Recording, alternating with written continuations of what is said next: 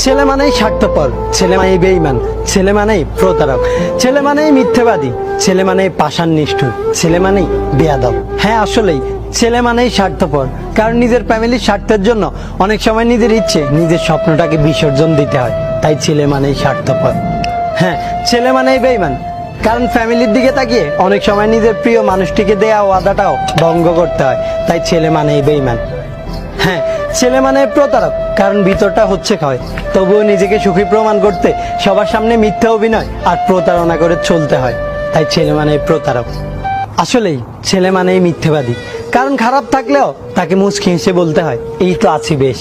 হ্যাঁ, ছেলে মানে পাষাণ, নিষ্ঠুর আর নির্দয়, কেননা হাজার কষ্ট বুকে থাকলেও সেটা প্রকাশ করার নেই কোনো কারণ, যেহেতু তাদের কান্না করাটাই বারণ। তাই ছেলে মানে পাষাণ, নিষ্ঠুর আর নির্দয়।